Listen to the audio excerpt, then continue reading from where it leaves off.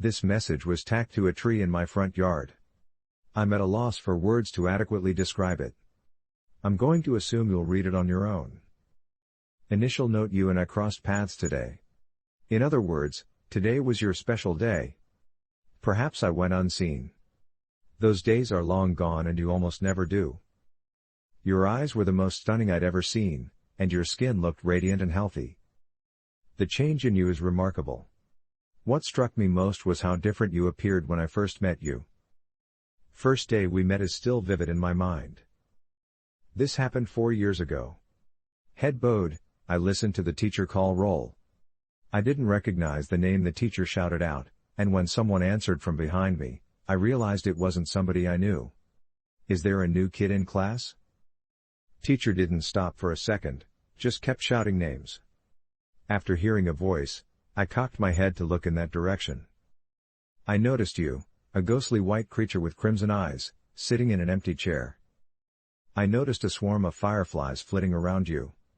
There must be dozens of them, all of whom will never leave your side. The way they seemed to float right through you and emerge from your skin made me think of you as nothing more than a mist. How embarrassing that I initially mistook you for a ghost. The new student at the very back of the classroom received little attention from the other students. Waiting for something to happen, I sat through class after class, hour after hour. Just as I was sure I was in a horror story, I waited for someone to notice you, for you to depart, for you to give out a ghoulish scream and claw at me. However, that did not occur. There was a constant turnover of faculty. You sat there as my classmates joked and dozed off. Recess time has arrived and the bell has rung. All the other students have left for the day, leaving only you and me in the deserted classroom. You got to your feet and swung the chair around to face your workstation.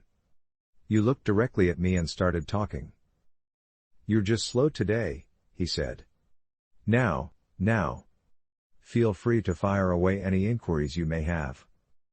For some reason, I didn't just run away screaming.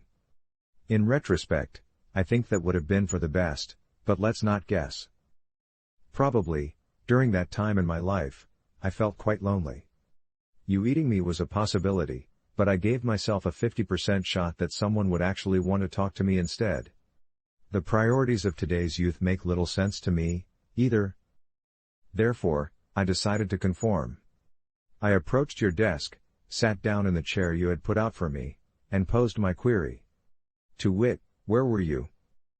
You lied and said you were unaware. You told me that you grew up with parents and friends, just like I did. You and I attended some of the same institutions back in our younger years. Then, on an ordinary day when you were 10, you woke up to find that you were covered with fireflies and that no one would remember you if they took their attention away from something else. Not even your own mother and father. You assured me that I'd be constantly aware of you. You have no idea how often I would daydream about you in the classroom right up until lunch. Imagine how often I'd visit you. It's how we'd always have our daily conversation. This is how we finally met each day for the past 3 years. Regarding the fact that I was immediately forgetting whatever it was I had just heard as soon as I left the room. Oh, how quickly you'd be forgotten. In the same way as the fireflies would make them. You were alone for 3 years straight. Really, it was hard to believe what you said. That's why I didn't go through with it. I inquired as to which prank program I was participating in. You didn't seem really interested, but you insisted I keep going with my narrative anyhow. The non sequitur threw me for a loop. You stated I was telling you a scary tale about a haunted mansion the previous time I was here. I got goosebumps listening to you describe the incident. It was an imaginary tale I'd been telling myself. A tale I hadn't shared with anyone just yet. At that very moment, I might have responded in a million different ways, each of which would have been appropriate and inappropriate in their own ways. Nonetheless, I felt it was only right to provide a climactic ending to the story. That's why I went and did it. You cut me off in the middle to inquire if my mother had fully recovered from her illness. I shook my head, feeling a twinge of embarrassment that I'd confided in a total stranger about such a personal topic. There were only a few minutes left until recess when the story wrapped up. The room where I would have my next class was being used by someone else. If I don't leave, you'll be angry. Your reliability has made me reconsider my previous assumptions. You just appeared so resigned. As though you were already acclimated to the concept of being completely forgotten. When that happened, I was just a youngster. I wasn't the brightest bulb in the class, and I probably had a crush on the horizon. What I did next is an example of my juvenile foolishness, so please forgive me for it. I took the scissors and shoved them into my arm. Once it started drawing blood, I pushed it ahead until the cut became the form I wanted. I painstakingly etched your name onto my arm, letter by letter. I want you to know that I have no regrets about it. To be clear, kid power may have compelled me to act, but it did nothing to alleviate the agony I felt afterwards. I can honestly say that it was one of the worst times of my life. And even as a kid, I remember thinking it wasn't fair that you were going through this. I'll never forget the expression on your face when you saw that. This muddled state of affairs. It seemed so out of the ordinary to you that people would wish to reflect on the past. That glare has been with me forever. My memory of you was jogged the next morning when I spotted your name tattooed on my arm. You can rest assured that I didn't lose track of time. That was the first time I felt like I was contributing to the conversation instead of just listening. You claimed that no one else had ever done something like that and inferred that I must be mentally ill. Honestly, that did cause a small cut and some bleeding. The notion crept into my mind as we talked, did you like it better when I forgot? In the middle of the night, I heard a crash while sitting up in bed and thinking about whether or not to cover up the tattoo of your name on my arm. When I looked up, I saw a dirty rock on the floor and a shattered window in my bedroom. There was a shadowy figure on my lawn when I peered out the window. You were hollering at me from the street about how we should hang out. It took some time for me to adjust to how awkwardly you interacted with others. Being out of the loop for so long has left you feeling rusty. Sure, that didn't bother us. Our schedules were very flexible. Most of our leisure time for the next 2 years was spent together. The majority of our time was spent in conversation. Some facet of your life and way of being would be revealed to me. It seems that you have not moved out of your previous residence. Your parents did not notice that any of the food had disappeared, that there was a spare bedroom, or that you had taken the spare keys. When we were alone one night, I told you that I was starting to wonder whether you were really a figment of my Fight Club-inspired imagination. I mean, there's nothing you could do to me that I couldn't do to myself. The following month or so was spent with you attempting to illustrate a point by biting my ear or neck. My ear is still scarred, therefore I can only assume the same was done to yours. In retrospect, I recognize the red flags at the time. The condition of your skin deteriorated, becoming increasingly pale, and you had rubbed your eyes raw. When reality finally hit us, it was the dead of winter. The day started off normally enough. After getting out of bed and brushing my teeth, I went in quest of something to wear. It was a cold morning in the dead of winter, and my room was pitch black, so I didn't notice your name tattooed on my arm. My body shivered in response to the chilly air, so I put on a sweater and heavy pants. Inside my brain, a chime sounded. Do you normally wear your sleeves rolled up? The question is, why did I? Really, that just irritated me. The two of us spent the better part of the following year researching the mystery of the fireflies at the local library. For me, it wasn't an issue at all. We couldn't afford vacations or new heating for the house because of my mother's treatment, so I appreciated the time I got to spend with you. Information discovery presented its own puzzles. Since no one could recall enough details to write them, I saw no point in reading about people whose names I couldn't even recall. In the attic, we discovered the family tree and other historical documents. 2 separate lists containing every character's name in the novel would be created by each of us, and then compared. The spotlight would shift to the names I'd forgotten to jot down but that you had recorded. These were the people whose names were stricken by the Firefly curse. An inventory of suspect literature was prepared by us.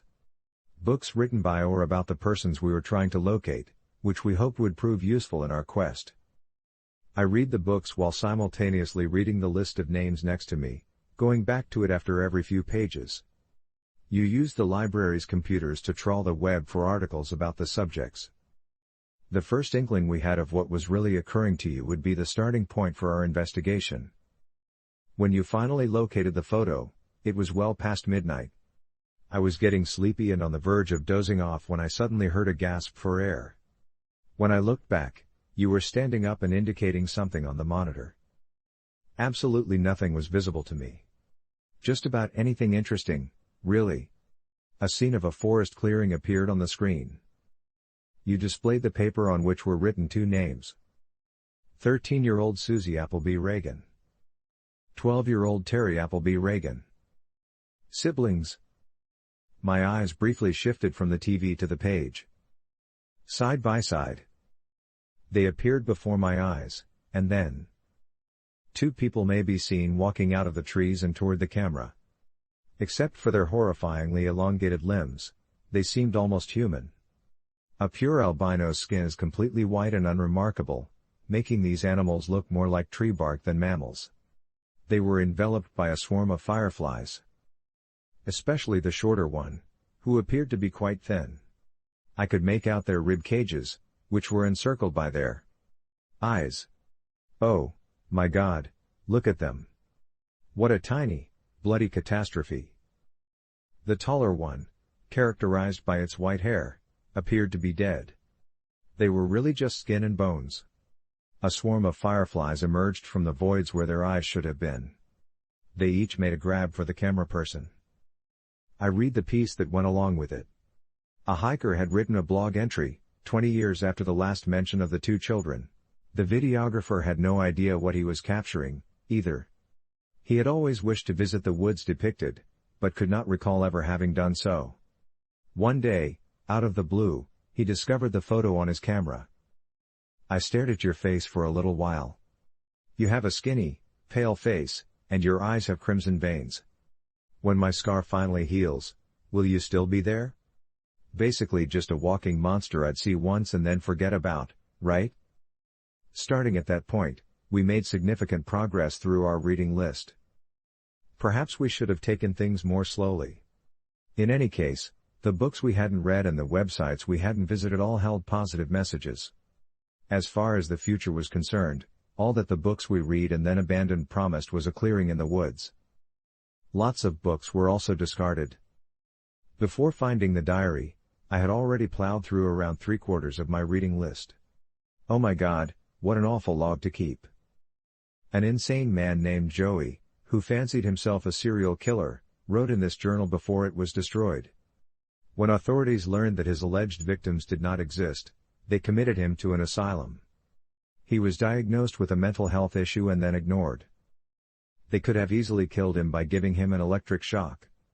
The best way to kill him would have been to fry him until his flesh melted and his hair burned. He detailed his murder methods in the journal. Strange and unsettling information was in his possession that no one else had. There were weird animals in the woods, he said. He was most fascinated by the firefly. I won't reveal his secret method for calling upon these entities. Having faith in you is easy. Trust me, I trust you more than anyone, but something like this really does belong to the earth more than it does to any human mind. Knowing that they were not fireflies is, ultimately, enough information. Joey's first step in his routine was always to abduct a child.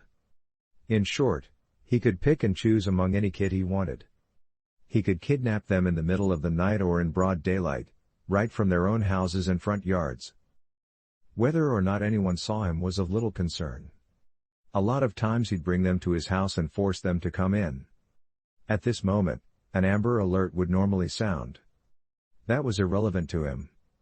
Remember, I said it wouldn't matter for long. They would be forcibly taken to his private study. There's where the glowing bugs would cling to them. This meant that no one was actively looking for the children any longer. None of the above, not the authorities, not the parents. Nobody. That gave him carte blanche to abuse the child from then on. After 2 days, once the child's excitement had subsided, he'd become weary of them. He got rid of them after that. It might be a hacksaw or a kitchen knife. He described the enormous, bug-infested pit where he keeps the dead animals he traps in the woods. Someday he must have become tired of that as well, for he immediately reported himself to the police. Not because of wrongdoing, not at all. He merely hoped that his actions would not be overlooked. Poor sicko. No, you're thinking of the wrong thing. His slaughter of children continued unabated. Even after the asylum gates were shut, he continued to do as he pleased. It forced him to think on his feet. He innovated a fresh approach. He tweaked the flies so that they could live in a dormant state and not need a host at all. The swarm would attach to a child, he indicated the age, and begin its effect when the child came near. The kid would mutate into forest monsters we encountered as we got older. How I longed to be able to comfortably despise him. The world owes him nothing, I wish I could say that. Contrary to expectations, it is not the case. He explained an exit strategy. The precise procedure for exterminating the firefly was detailed on the final page. It was at that same moment that you asked me whether I had found anything. Clearly, you noticed something on my face. And with that, I slammed the book shut. After a few minutes, you powered down the PC. It was you that read the final volume. When you got to the last one, you just chucked it. I inquired as to our next steps. If I recall correctly, you gave the all clear. It was possible for me to return home. In the morning, we'd have a chat about it. I got to my feet and brushed by the bookcases. I walked towards the library's front door, but waited patiently just outside. After waiting for the sniffling to begin, I approached. At the table, I heard you silently sobbing, so I went back there. You appeared to be holding your head in your hands. As your gaze returned to me, I sat back down. You expressed regret for ever having crossed paths with me. When you had nothing to lose, you were at your happiest. This is how I ruined your life. You never really improved your social skills. As far as love confessions go, that was the worst one I'd ever heard. Specifically, I recall the passionate kiss we shared that evening. I can still feel your fingers in my hair. It was a kiss to remember. That it had been limited to a simple kiss. Sorry I ruined it for you. Having my arms around you made it easy for me to sneak away with a firefly. The firefly lit up my hand and I'll never forget it. In retrospect, I can see how hard it worked until it wasn't. Until I couldn't imagine my life without it. The movement of the fireflies. They abandoned you and came to me. It was the sight in your eyes that jogged my memory. This muddled state of affairs. I vowed to myself that I would never again have to witness the bewilderment in your expression. You were deserving of love, and you deserved to know that. Truth be told, I wasn't even trying to live. Attempting to make contact, you reached out to me. As the spark of recognition dimmed from your eyes, I backed away. And then there you were, staring at some random person before disappearing into an ocean of strangers. That happened last year. I can't believe how much you've improved since then. You seem to have a lot of close pals presently. There are a lot of guests at your birthday celebration. You appear to be in much better health as well. Not me, I haven't had quite as much good fortune. I've lost a lot of color, and my eyes suffer constantly. There was no way I could spend so many years in school like you did. Not wasting my time at all. Joey's hole was located by me. Oh my God, there were so many dead people. Now those kids have a final resting place in the ground. My mother could have the operation even without me. She appeared to be really content. The day before yesterday, I came into her interacting with my youngest sibling. When you were crying yesterday, I noticed. You and your pals were having a great time. Your eyes locked with mine for an instant, and when they parted, they were drenched. I may have to leave for a while. I believe it's for the last time. If I stay, it won't make you happy. Whatever your memory of me, I'm glad we met. End of note. When I get down, I really go down. Even when I'm around my pals, I can't help but feel isolated. During these episodes, my mind would wander and I would find myself in the bathroom with a knife in my hands and bloody wrists. I had been chopping at my wrists without realizing it. That wasn't me. You may read messages in the cuts. For some time now, I've been working on a tattoo on my arm.